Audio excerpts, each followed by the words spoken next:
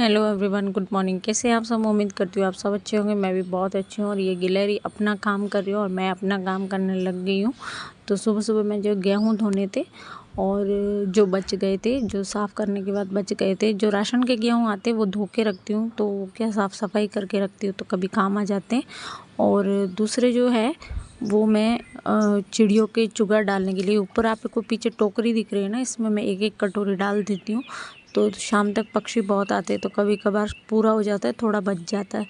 तो ऐसे भी दोनों तरीके से यूज़ हो जाते हैं, क्योंकि मेरे गेहूँ जो हो मिलते हैं वो सिर्फ 10 किलो मिलते हैं। तो 10 किलो में दोनों काम हो जाते हैं, मतलब मार्केट से लेने की ज़रूरत नहीं, इसी में काम हो जाता है मेरा। और पापा भी कभी कभी बाहर जाते हैं, उधर की तरफ चबूतरा है तो वो भी लेके जाते थैली में डाल के। तो ऐसा कुछ है। और अब मैं आपसे कुछ बातें शेयर करूँगी, क्योंकि बहुत सारे कमेंट आने लग गए जैसे वीडियो आगे गई होगी ना, तो वैसे। तो हैप्पी, जब मैं ससुराल से घर आई और घर आके मेरा प्रेगनेंसी था 7 महीने का। 7 महीने का प्रेगनेंसी था। उसके बाद 8 महीने और 8.5 महीने में ये हो गया, मतलब पूरे 9 महीने लग गए। 8.5 महीने का 15 से 16वां दिन था और 16 दिन ये हो गया। ठीक है, तो हो गया तो इनको पता था कि हाँ बच्चा हो गया है और लड़का हुआ है, लेकिन ये लोग नहीं आए उस टाइम देखने के लिए। ना मेरे हस्बैंड आए, ना मेरी ननंद आई, ना मेरी सास, कोई भी नहीं आया। क्योंकि इनको है ना, एक पता नहीं क्या था, वो हमें बाद में पता चला कि ऐसा था कि उनको ऐसा था कि जब सूरज पूजन होगा ना तब जाके हंगामा करेंगे। तो हंगामा करने वाली कोई बात ही नहीं थी, आना था इनको बच्चे को देखने। कोई हम थोड़ी ना वहाँ पे धक्के देते कि आपको नहीं आना है। तो ये नहीं आए। और इन्होंने क्या किया कि इनको सूरज पूजन का है ना पता नहीं था एक्चुअली, क्योंकि उसमें ना तिथि का प्रॉब्लम हो रहा था। क्योंकि तिथि के अनुसार 7 दिन एक दिन पहले हो रहे थे और ऐसे 7 दिन एक दिन बाद हो रहे थे। तो इन्होंने क्या किया, सुबह सुबह 5 बजे किसी का घर खुलवाया, हमारे पड़ोस में है उनका घर खुलवाया, और उनसे कहा कि इसके बेटा हुआ है ना। तो उन्होंने कहा कि मतलब वो क्या ठाकुर जी की पूजा करते, तो उन्होंने जवाब भी नहीं दिया और उन्होंने इशारा किया कि उनके घर जाके पूछो ना, हमें क्यों पूछ रहे हो। तो इस तरीके से ये मेरे सूरज पूजन की फ़ोटो है, जो अकेली एक फ़ोटो है। मतलब ऐसा नहीं है कि बहुत सारे लोग थे, मैंने अकेली नहीं किया। ऐसा नहीं है कि ससुराल वालों को नहीं बुलाया और बाकी सबको बुलाया, क्योंकि हम ऐसी स्थिति में थे ना उस समय कि ऐसा नहीं था कि सबको बुलाएं। लेकिन इनको आना चाहिए था वहाँ पे, क्योंकि एक औरत को ना इमोशनल सपोर्ट की बहुत ज़रूरत होती है जब वो एक माँ बनती है। और मुझे उस समय से अकेला फील हो रहा है।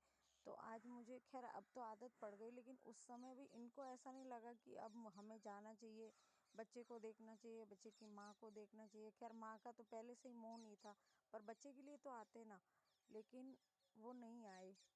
अच्छा, इस तरीके से कुछ हुआ।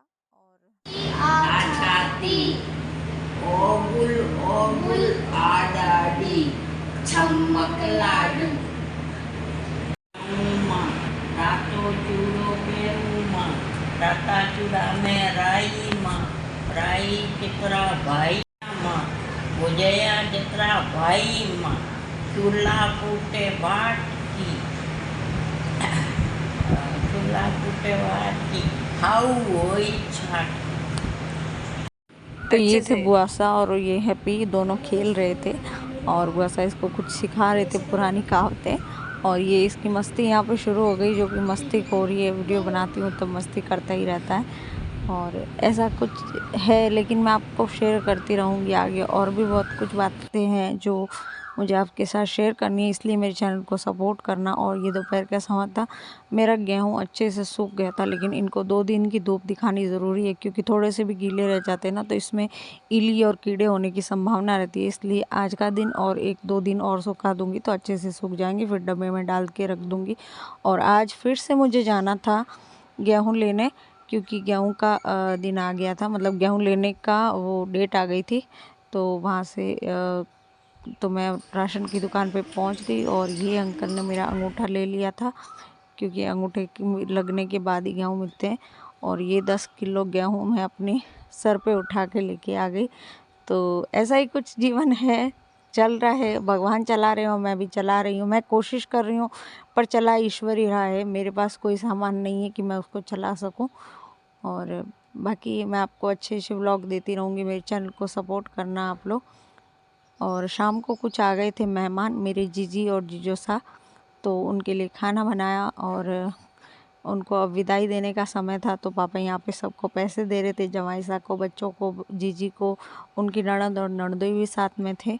उन सबको पैसे दिए और फिर उन्होंने प्रणाम किया पापा को। तो पापा ने कहा कि आप मौज करो, खुश रहो और हमेशा आते रहा करो, तो अच्छा लगता है। उनका भी जी हल्का हो जाता है कि बेटियां घर आती है।